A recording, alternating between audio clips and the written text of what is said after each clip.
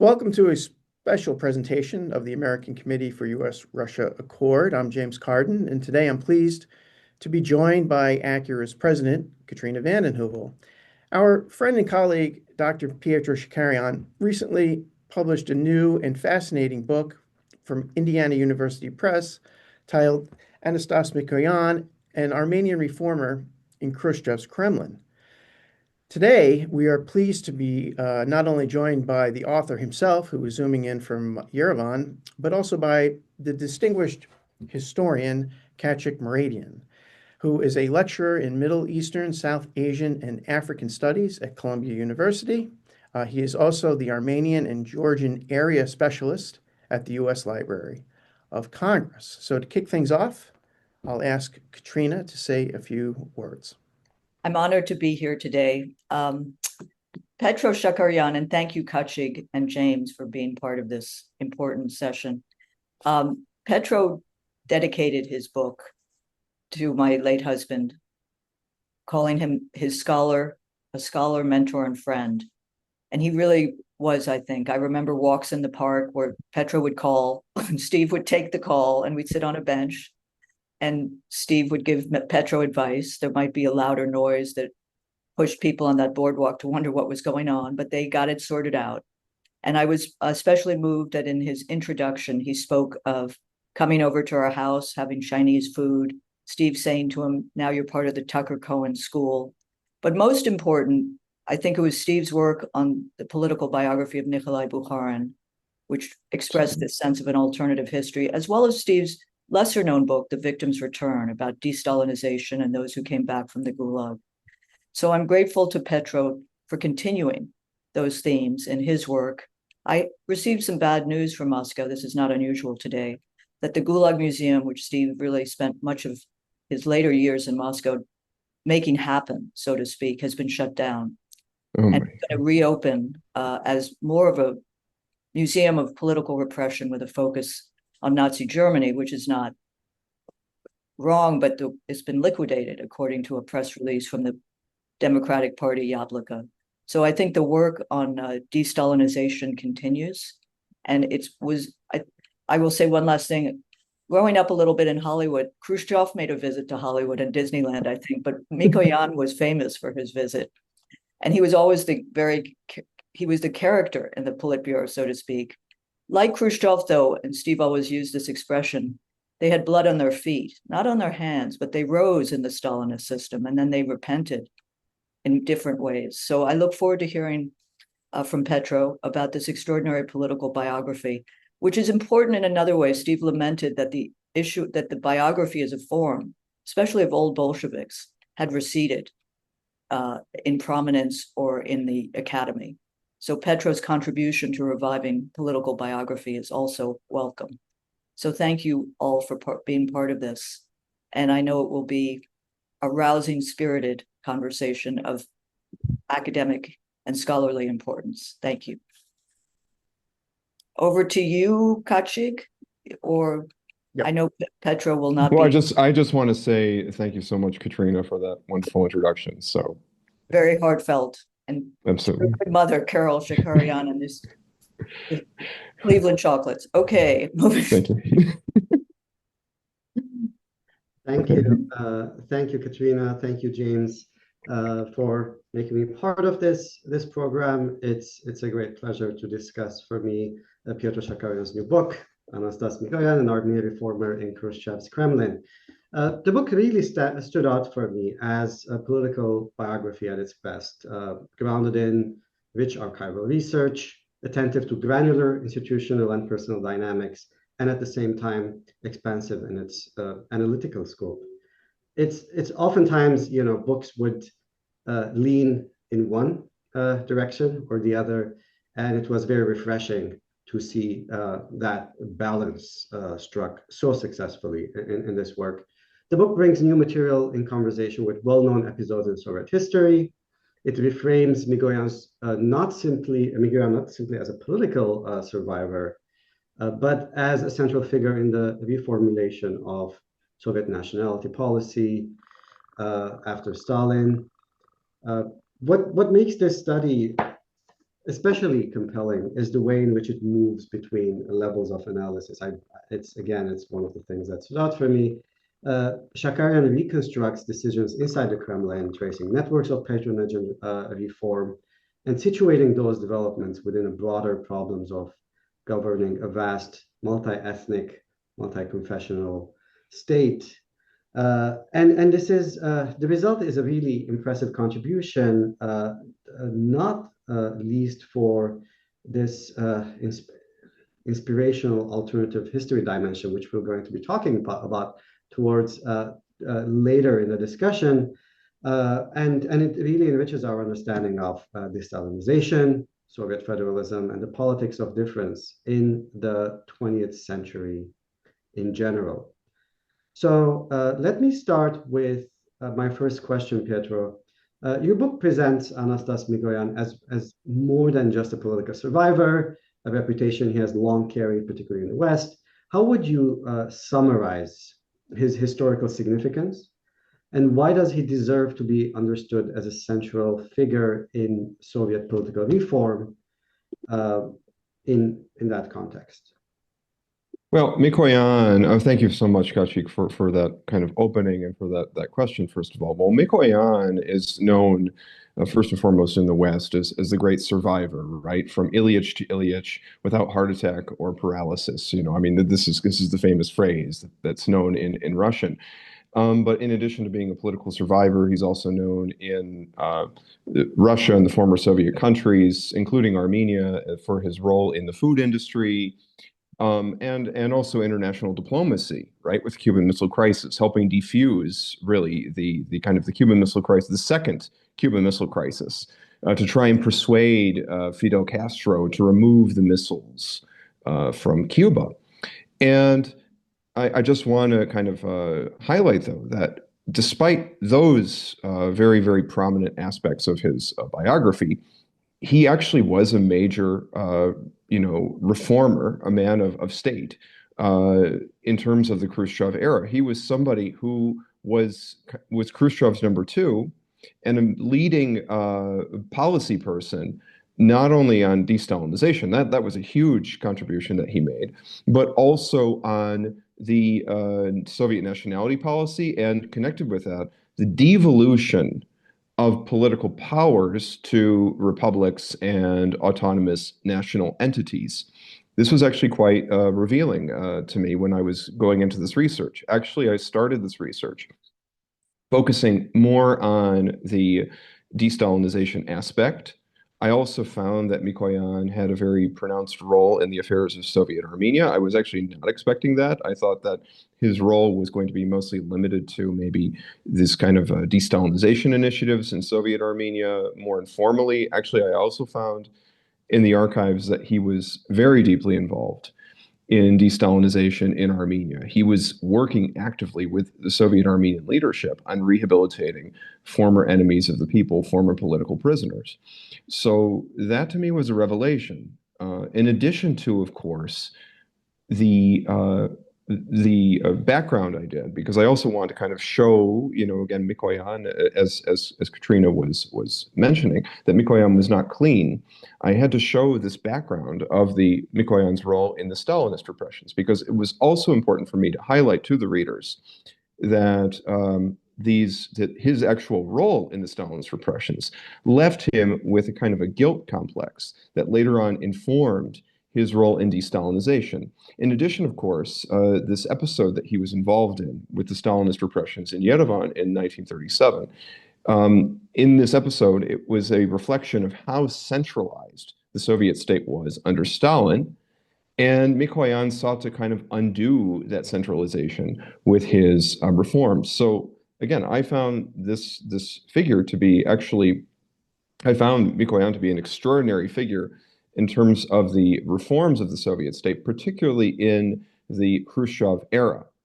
And again, I mean, we're really talking about the first wave of kind of, de-Stalinization. There were two waves of de-Stalinization. And as Steve would say, they were intimately associated with the process of democratization.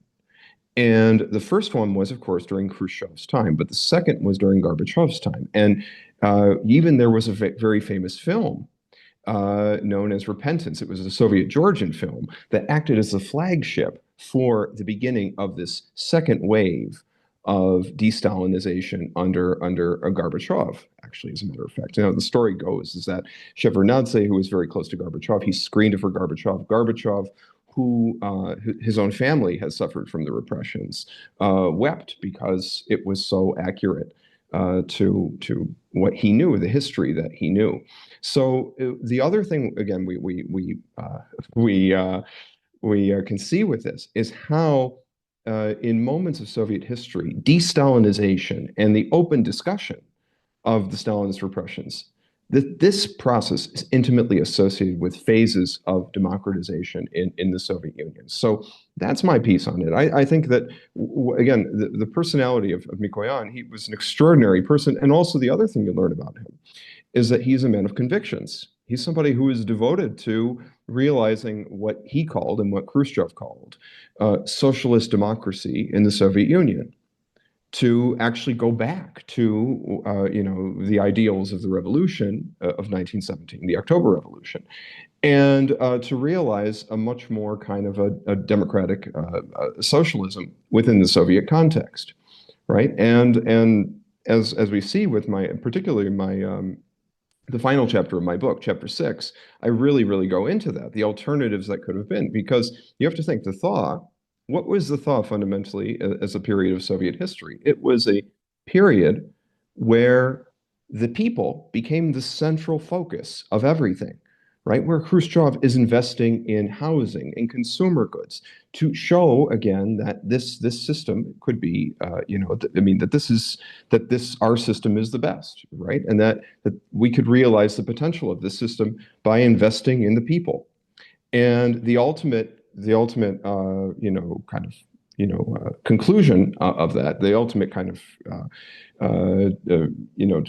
the ultimate, I guess you could say, destination of this would be democratizing the whole system itself, to give Soviet citizens a say in how the system worked, right? And there were many people who were kind of, thinking along these lines, and as we know, also later became distant, including, by the way, Roy Medvedev, who just unfortunately recently passed away. So that's my 2 cents. And by the way, I interviewed his brother, Zharis Medvedev, some years ago. And that was an interesting experience, by the way, with Steve's help, with Dr. Cohen's assistance, Dr. C's assistance. I used to call him Dr. C back in the day. But yeah, so that's my introduction, my introductory remarks on this.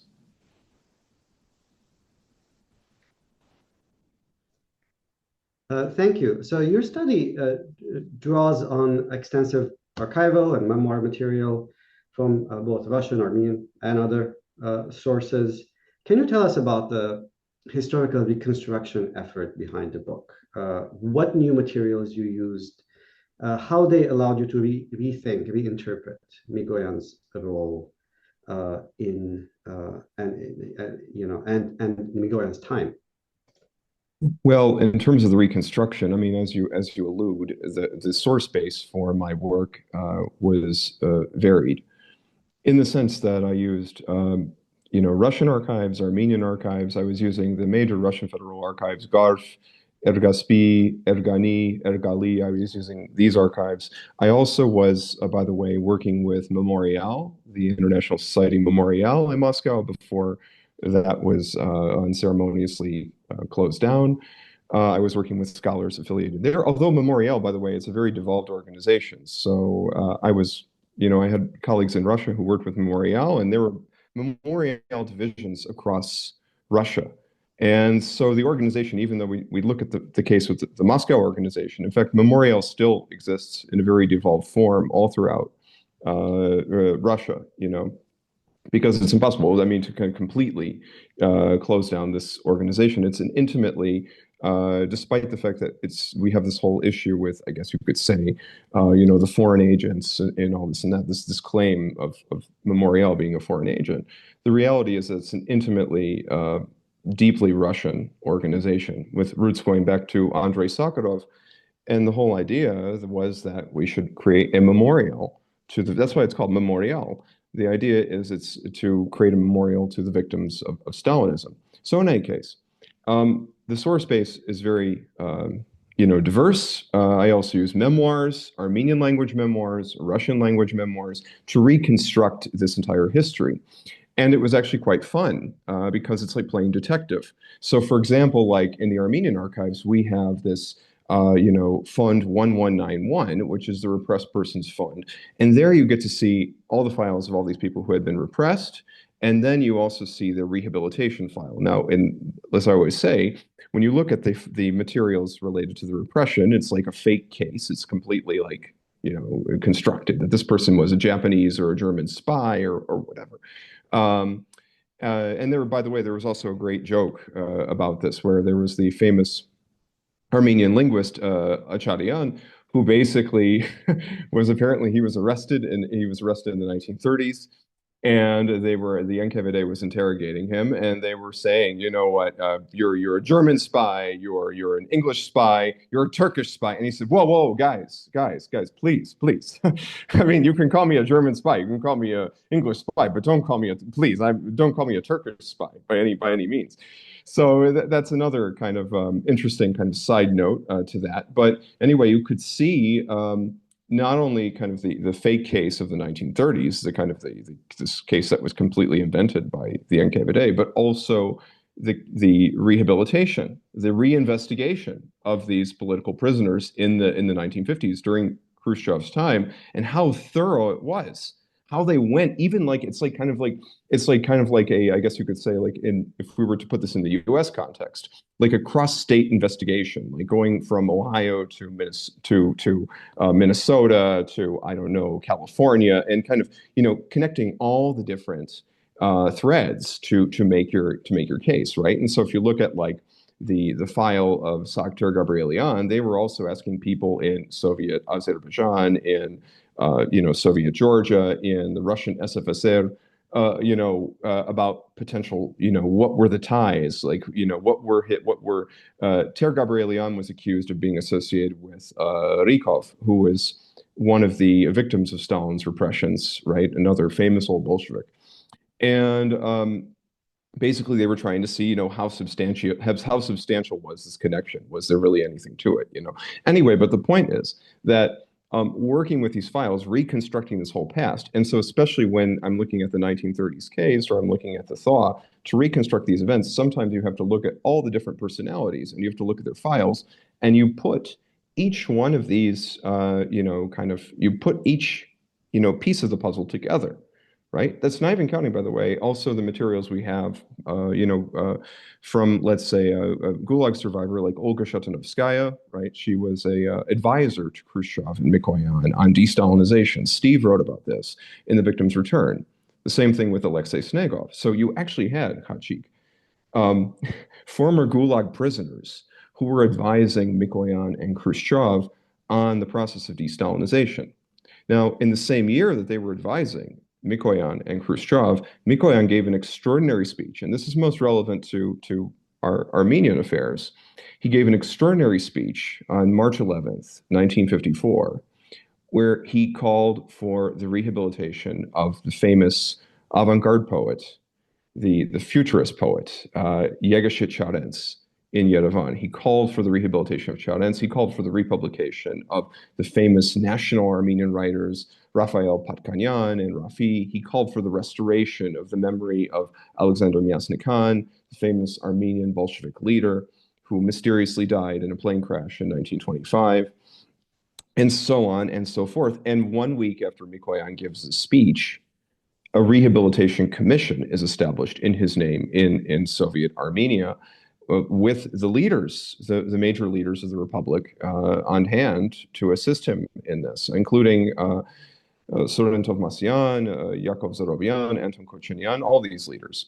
But the most interesting thing, Khachik, is that actually Mikoyan began his visit in Yerevan in March 1954 at the Stalin Monument in Victory Park, right? And the speech that Mikoyan gave, because the trip began on March 10th, but the speech he gave the next day put in motion the process that would eventually result in Stalin being toppled from his pedestal here in Yerevan, actually here in Yerevan.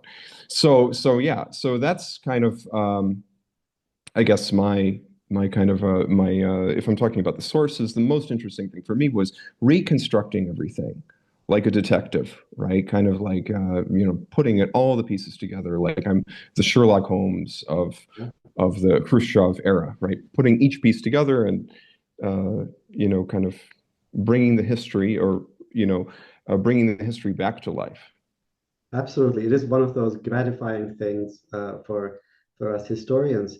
I want to say, I want you to say more about the Armenia component, but first, how important was his role in shifting Soviet thinking? To this idea of the abandonment of the concept of merger and towards a model of coexistence among nationalities, his nationalities, policy in general. Can you do a phenomenal job in the book, really, digging deep into that. Can you give us a snapshot?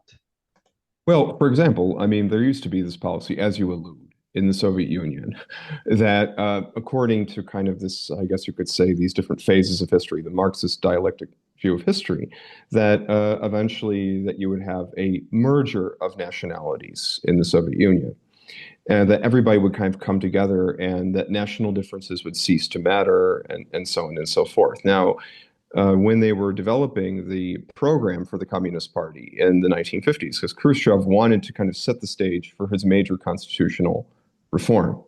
So step one was to create a new program for the Communist Party. And by in doing this, one of the issues, one of the platforms was about nationality policy. And Khrushchev, being Khrushchev, wanting to achieve communism overnight, right, by leaps and bounds, actually was suggesting that we merge that we are in the process already of merging the nations, right? Or that we're going to merge the nations. This idea of slianie. And Mikoyan strongly objected to this. In his notes, because he was given drafts of the party program, he strongly scratched out in his characteristic blue pencil any references to this idea that we should be pursuing sliania. He said this is not a party task. That what we should do, I mean, that if there's any sliania that's going to take place, it has to take place naturally, right, on its own, without the Soviet government or the Communist Party pushing it. And it has to be that we can't be involved in this. That what we should do is pursue this idea of splizhenia, this idea of live and let live, right? Rapprochement of nations, that nationalities should respect the differences, right? Now, of course, informing this is the background that Mikoyan is Armenian. He had very deep connections, as I show in the chapter Apricot Patronage, chapter 3, that he had very deep connections with Soviet Armenia, that he cared he cared deeply about Armenia's security, the realization of Armenian statehood in the Soviet context. He strongly believed, Hachik, that, as a matter of fact, Armenia, that by being part of the Soviet Union, this was the best guarantor for Armenia's survival, because the memory of the 1915 Armenian genocide still lingered very strong in the thoughts of Mikoyan when he's writing his draft material, for example, for his 1954 speech. Actually, that was really, to me, most interesting, that he was directly addressing this issue of the extermination of the Western Armenians in the Ottoman lands during the First World War, in the genocide of 1915. So he's seeing that as like a learned lesson, and that Russia is our best guarantor for securing us. Because also you have to think too, the Ottomans also invaded the Caucasus, right, infamously. And actually, had it not been for the Armenians putting up some resistance at Sadarabad, and Bashaparan and Karakalicia, there would be no Eastern Armenia. Actually, that actually bought the Armenians some years, and we're talking about the First Republic period.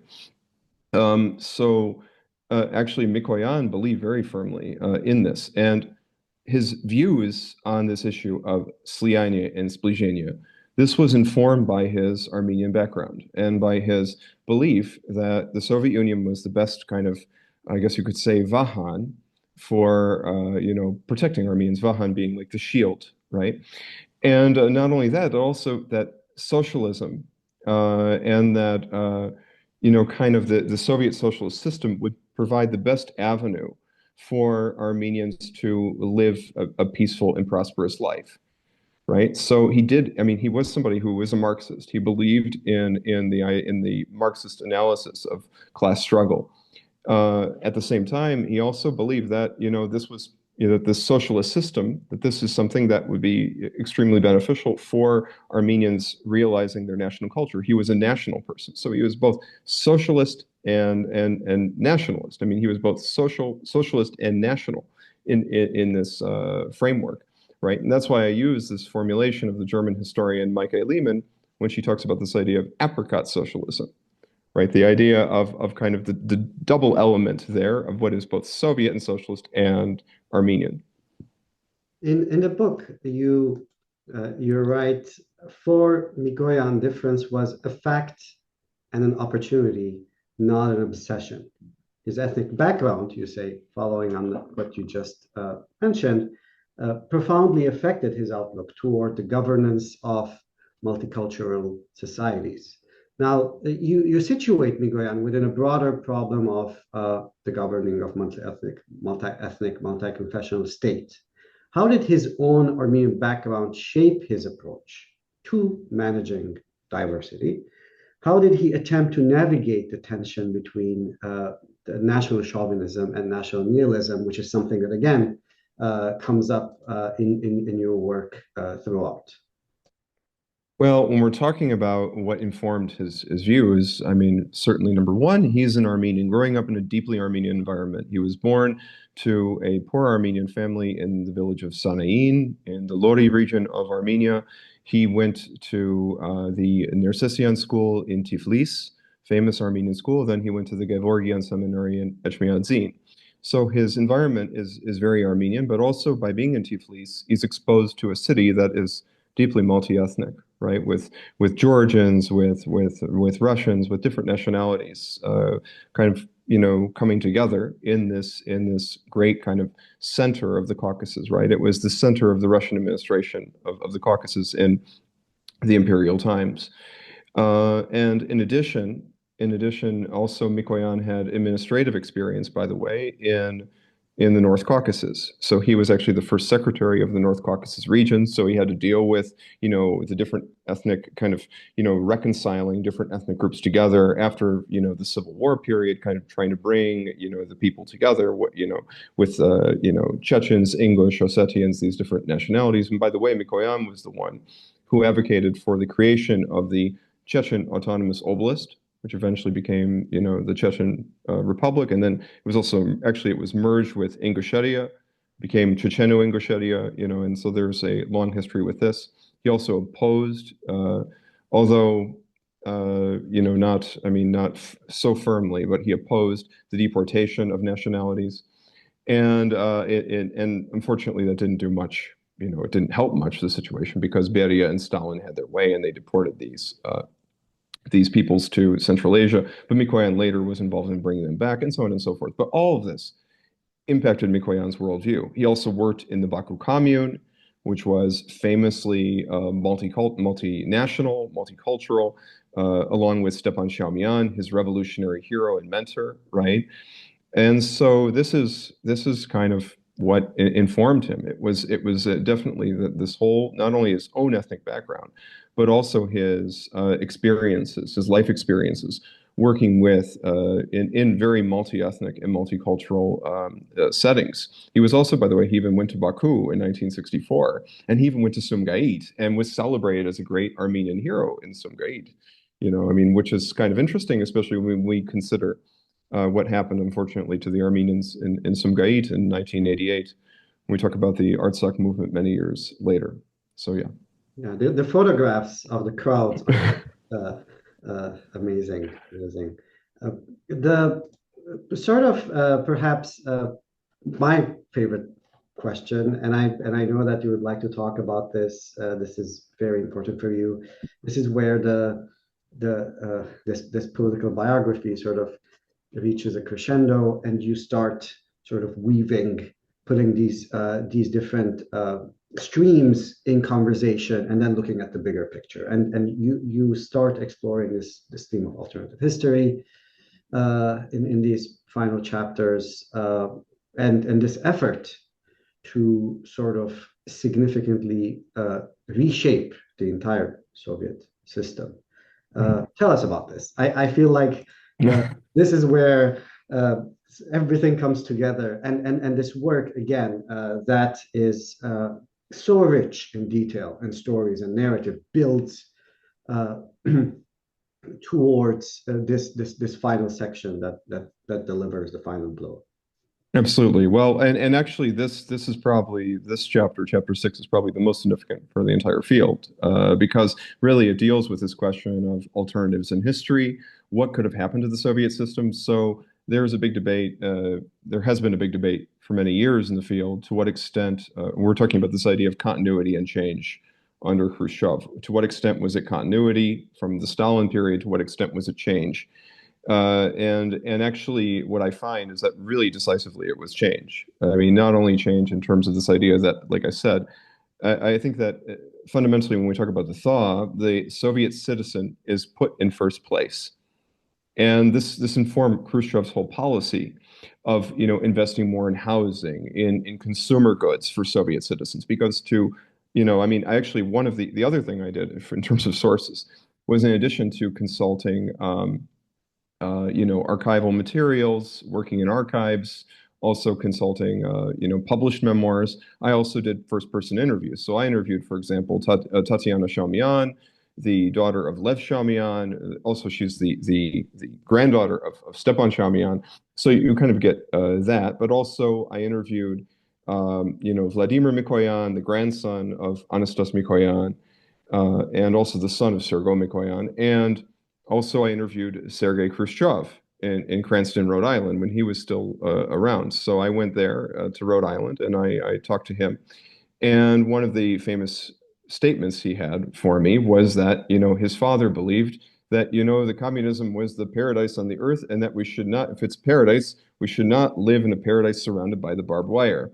That what we need to do is invest, that we need to put the people first. And the logical conclusion of this is what I talk about in chapter 6, which is this major effort to overhaul the whole Soviet system, to actually to give Soviet citizens an avenue to actually participate in the governance of the state. And there's actually been some impressive historiography done on this among Russian scholars, but it has been very, very much understudied in the West. But this history presents to us a very vivid alternative that the Soviet Union could have pursued a completely different path of development under Khrushchev had he remained in power. Had Khrushchev never been overthrown in 1964, that his reforms with Mikoyan to realize what they called socialist democracy, right? Even Khrushchev uses this word, democratization. And what's so interesting about this is, it was also informed by practical considerations, because Khrushchev took very sensitively, he took very personally the allegation coming from the West, from the United States, that we have free elections, right? President Kennedy was saying, this is what Khrushchev was saying, that President Kennedy was saying we have free elections. Well, you know what? We can show them too. We can have elections here. And also the problem was Khrushchev had major issues with the bureaucracy, and he felt that if Soviet citizens can actually participate in very competitive elections, then that would force the bureaucracy to kind of constantly update, right?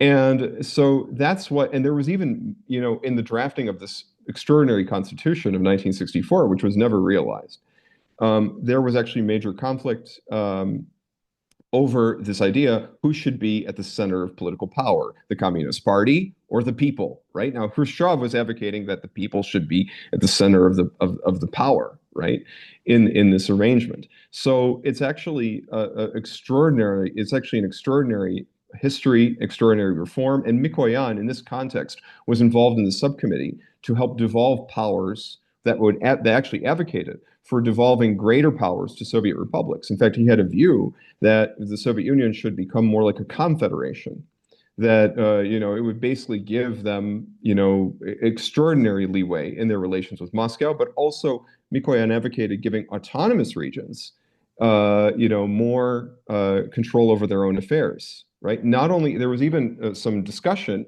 should we give autonomous republics, the ability to change the jurisdiction to change the republic to which they are subordinated, right? Now imagine also they were also talking about also the status of autonomous oblasts, even elevating those to autonomous republics. Now imagine, Khachik, what would happen if Nagorno-Karabakh was elevated to the status of an autonomous republic, and if it had the power to peacefully make a decision on its own fate to join Soviet Armenia, right? There would be a lot less pain and misery. There would have been a lot less pain and misery in the history than what we unfortunately saw.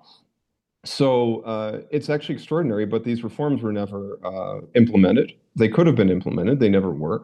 And then we had the Brezhnev Constitution in the 70s, which in many ways had a lot of the same or very similar ideas and structure, but all the radical democratic, socialist, anti-Stalinist left ideas were gutted from the Brezhnev version in the 1970s. So that, I think, that chapter 6 of my work, that is perhaps the most groundbreaking, but all the chapters actually are I mean, it's just amazing all the material I found. So there's going to be something new, for everybody in all the chapters of the book. I talk also about Mikoyan's role in Armenia, his role in helping preserve Lake Sevan, right? Because that was Lake Sevan was being drained, and Mikoyan helped the Armenian leaders. He advised them on saving the lake in their consultations with Khrushchev, right? So there was that, and also again at the center of all this, as you mentioned, which also refers to Mikoyan's speech in Yerevan, the rejection of this idea of national nihilism, not just national chauvinism, but a rejection of this idea of being insensitive to national cultures. That we should actually be sensitive to the distinctive Armenian literature, language, history, and so on and so forth. Not only Armenian, Georgian, and other nationalities as well. So that's kind of my summary of things. But chapter 6, that chapter is probably the most groundbreaking for the field, I would say. But also one more thing I want to add, and this was something else that is rather important. There is I have in this chapter 4, I discuss Mikoyan's meeting with rehabilitated old Bolsheviks in Baku in 1964, which is the material in that was an extraordinary find. And actually, as a matter of fact, when we talk about Steve, this was one of the last discoveries I shared with Steve, unfortunately, before he passed away. But that alone, I thought was rather revealing, because it showed us a lot about the loyalty of many of these old Bolsheviks to the party, even though they were incarcerated. So Nancy Adler, a great historian, scholar of Soviet political prisoners, has written extensively about this. And not only that, also Mikoyan, his own kind of sentiments and feelings, his own kind of expressed guilt, comes out in this transcript, this extraordinary transcript from 1964. So there's a lot to unpack in this book, and I would invite readers to kind of dive into it and to enjoy it, because I had a lot of fun putting it together, and I hope you have a lot of fun reading it. That certainly comes across, the fact that you are having fun, writing the book. One last question, if I may. Can you talk to us about the political biography and as a genre, and the decisions you made as you put all of this together, the decisions this this book. Please, absolutely. Well, political biography, enormously shaped, enormously guided me in this work. In particular, as Katrina was alluding to again, the contribution or the influence of Steve Cohen is very much felt in this book, because, when I was much younger, I was really into reading as much as I could about Russian history. I mean, so being somebody who was growing up of Armenian descent, and also, with, my father had lived under communism, actually in Romania. And actually, also another interesting fact, my uncle was college roommates at the University of Bucharest with Vazgen I, the Catholicos of Armenia. So that's another interesting, piece of trivia there. But anyway, no, my father, kind of coming from the communist or context, or coming from the Romanian context, I mean, it was really interesting kind of growing up, because you would hear, we would be talking about, life under state socialism, life under, communism. And my father would be saying, well, you know what, actually, everybody talks about repressions and all this and that, but, it was actually the history, it was much more nuanced than that. I had a very happy childhood under socialism. And so I began getting really interested in this. And of course, there was the Armenian aspect. There was the aspect also of the Russian Revolution, which I found very exciting as a young man. I was interested in the reporting of Jack Reed in his 10 Days That Shook the World, right? And I really wanted to kind of get into this history. So that was my kind of departure point, kind of going into this book. But in the midst of reading voraciously, as a young man in high school, in undergrad, in Cleveland, Ohio, I actually, which also kind of, informs my setting too, because Cleveland, it's a very working class town.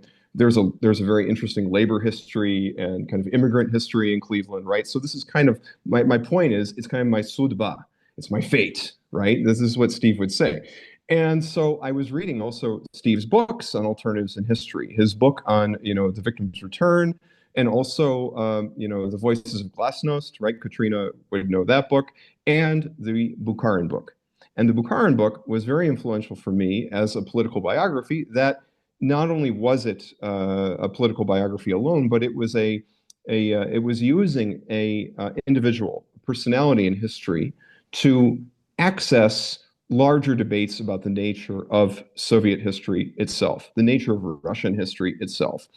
And so to me, that was kind of my example, to emulate. And by the way, speaking of Steve, it was his idea that I write my PhD dissertation on Mikoyan.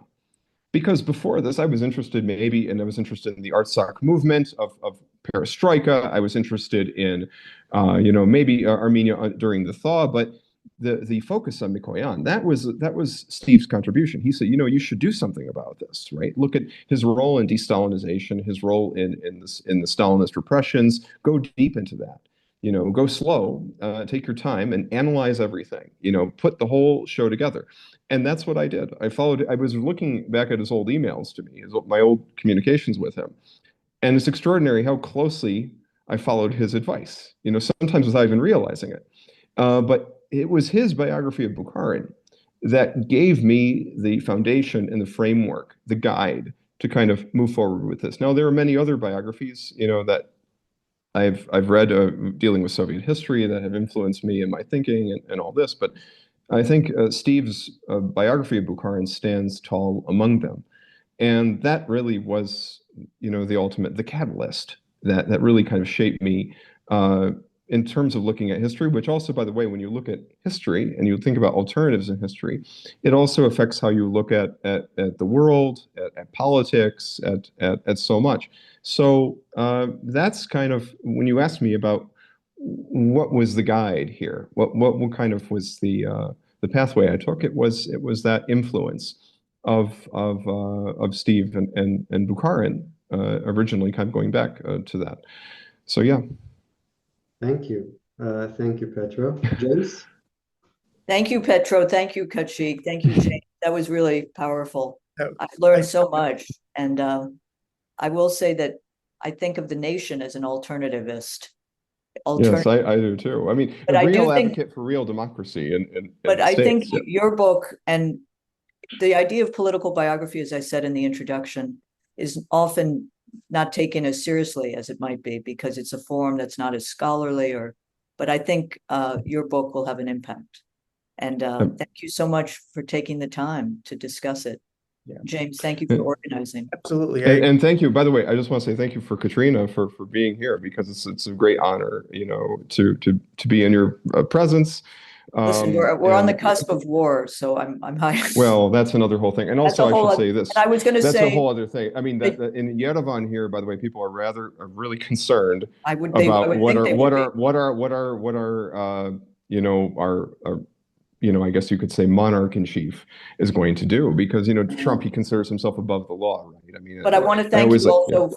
You've been writing now for more than 10 years for The Nation, and the last piece, is part of what we're witnessing, J.D. Vance in the region and what's going on in transactional politics. We are not seeing leaders. Let me put it this way. I mean, Mikoyan, whatever his sins, these were leaders who thought in large, big, fundamental ways. If you actually read the president's words, it's even more frightening. But let us conclude on a happier note, which is, I hope yes. it paves the way for more scholarship. I think the archive work you did, as Kachig would know far better, is extraordinary. Steve used to live in the archives, and they closed and shut and opened, and that roller coaster is still with us, as we know. So, Yeah. Absolutely. and may this war end, the war that is going to mark fourth anniversary this coming week. Yep. In some way. Pietro, congratulations again on the book. Thank you all for being here. I found a review online that I don't know if you've seen this yet, but it says this is an incredibly new, highly analytical, well-researched testament to the troublesome and yet largely unknown Soviet past. Equally so, the book is a testament to Shakarian's tenacity in uncovering the truth, and that is quite a tribute and well deserved.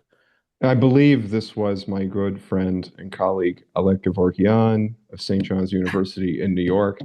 And I think he wrote an extraordinary review. And I was really touched, by the way, with what he did. Ron Suney. And Ron Suney too. Ron actually also, he gave my book plaudits, right? Yeah. I mean, we see that on the back. Also, Mark Grigorian and Edward Nalbandian. Now you've unleashed something, James. Absolutely. Yeah. On that note of plaudits and praise, we'll end today's conversation. Thank you. Thank you all. Yeah.